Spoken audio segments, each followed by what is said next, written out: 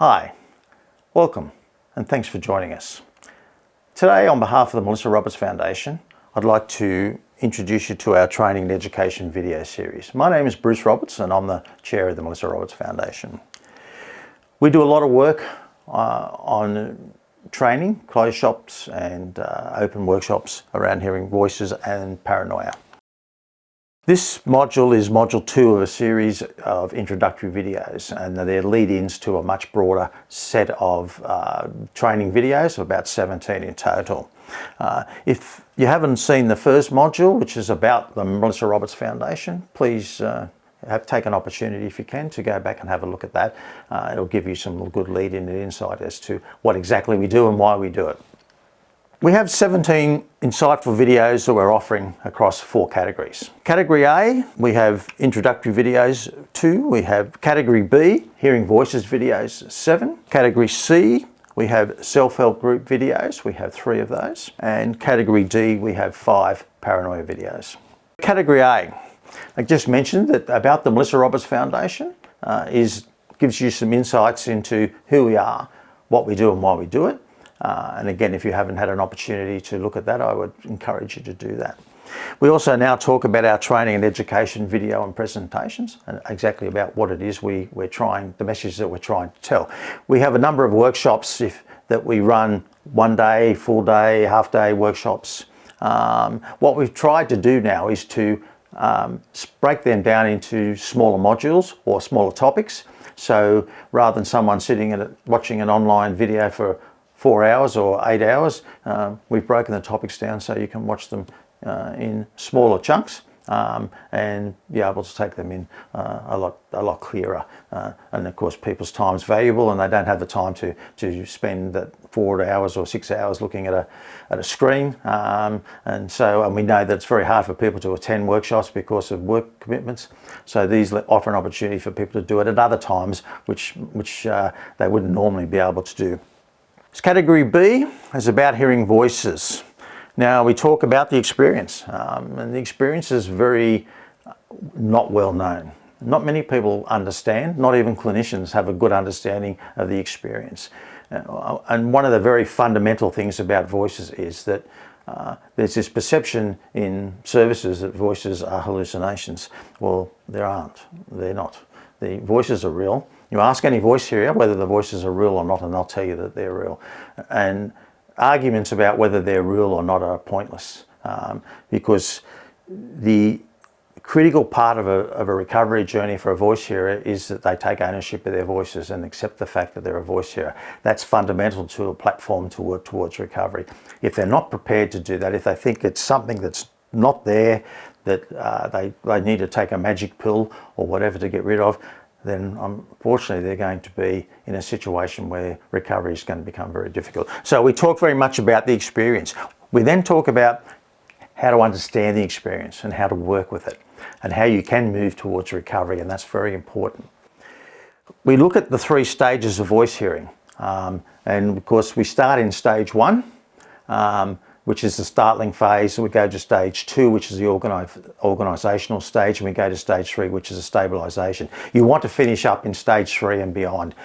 Most people who are disempowered by their experience are stuck in stage 1, and part of the opportunity to move them into stage 2 is to get them to start embracing their voices and accepting the fact that they're real, and to work with ways to form a framework or an explanatory framework for their voices. And that's very important.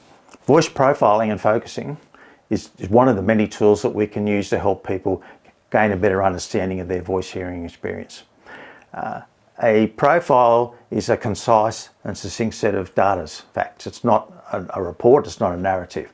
It's just a simple snapshot of the key elements of their voice hearing experience. And we've found that it's a very, very useful tool, not just for clinicians when working with people with lived experience of voices, but it's also a very, very useful tool for the voice hearer themselves.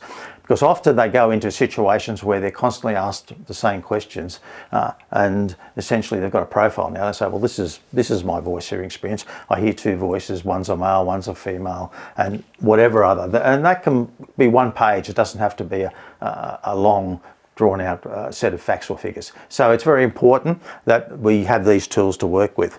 Focusing is also an extension of voice profiling. Once you have a profile, you can then start to use that by asking the voice hearer a lot of focus questions. Again, we'll talk more about those when we get on to the hearing voices profiles and videos. Number 5, the Maastricht interview approach is a much more detailed and explanatory framework for voices experience. It's a very in-depth, intrusive process and should be done in a very, very safe environment, and should only be done with people once you have their total trust and consent.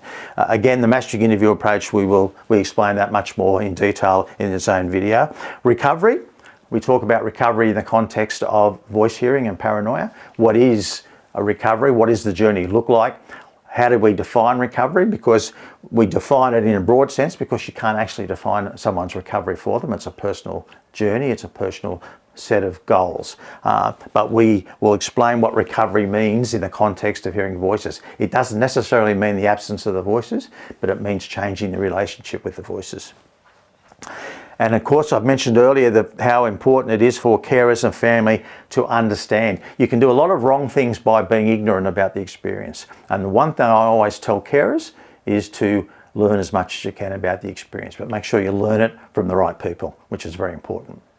Category C, self-help groups, very, very important. We find these are a very, very strong conduit between the time that people are in services and their time that they're back out in the society or in the community. So often people go into services for an extended period of time, and they come out of services and they don't have anything necessarily to go to continue the work. So the self-help groups for voice hearers are very, very powerful, and there's hundreds of groups worldwide that are used to help people move forward. Again, we will talk more about what they are and how they help people move forward in regard to their voice hearing experiences. We'll then talk about starting and running self-help groups. If people are interested in setting up groups, and we do a lot of that work, we train people to actually start groups, we will walk you through that process as well. The big part then is facilitating self-help groups, finding people who actually are able to and keen to be trained to facilitate self-help groups. Self-help groups facilitation is not for everybody. I've worked with a lot of facilitators, and I've facilitated a lot of groups myself. It's something that it's a learning curve, and there are certain elements that make you a good facilitator, and there are certain elements that will make you a very bad facilitator. So we will teach you what the right things to do are. Category D, understanding paranoia. We'll talk about what is paranoia. Again, paranoia is very much an enigma in society. It's one of the most complex mental health conditions to deal with, and there aren't a lot of people that know a lot about this particular subject. Fortunately, the gentleman who presents the workshops, these 4 video workshops on behalf of the Melissa Roberts Foundation, is probably one of the world's leading authorities on the subject. So his name's Peter Bullimore, and I wouldn't miss it if you had the opportunity to watch these videos. Trauma and paranoia. Again, the link, as is the case with voices, the correlation between voices and trauma, the correlation between paranoia and trauma. Working with unusual beliefs, because when we talk about paranoia, there's a lot of issues around unusual beliefs, which again are very, very hard for people to understand, but more importantly, they're very hard for people to know how to work with it and how to help people move forward with their own understanding of what they're experiencing. Making sense of paranoia. Again, why? How do we look at paranoia in the context of our life? And we look at it in the context of the 3 stages. We have 3 stages of paranoia, just like we have 3 stages of voices. The big difference, though, is you want to be in stage 1 with paranoia. You don't want to be in stage 3, as opposed to voices where you actually want to be in stage 3 or beyond. Maastricht interview approach for paranoia. Just like the voices, there is a training module and an approach around the paranoia for the Maastricht interview, which is a very, very complex and in-depth and intrusive process, which has to be done with total trust and consent. But it's been proven to be very successful. Peter Bullimore, who is the other trainer, the other presenter, has trained many thousands of people in the Maastricht interview, and it's becoming a very, very prominent tool in mental health services around the world. So all very exciting. So just to give you a bit of an insight into the presenters, firstly there's me, Bruce Roberts. I was a founding member of the Hearing Voices Network New South Wales back in 2008. I was chairperson of that organisation for about 6 years.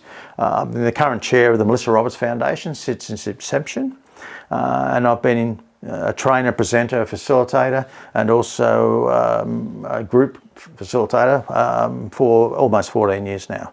The gentleman on my right is Peter Bullimore. Peter, and most importantly, has lived experience of voices and paranoia. Again, Peter's walked that journey of recovery, and the thing that always I find incredible about Peter, and he's a perfect example of what recovery looks like. Peter comes and does work for the Melissa Roberts Foundation. He'll stand up in front of 50 people and he'll train people for 8 hours, not miss a beat.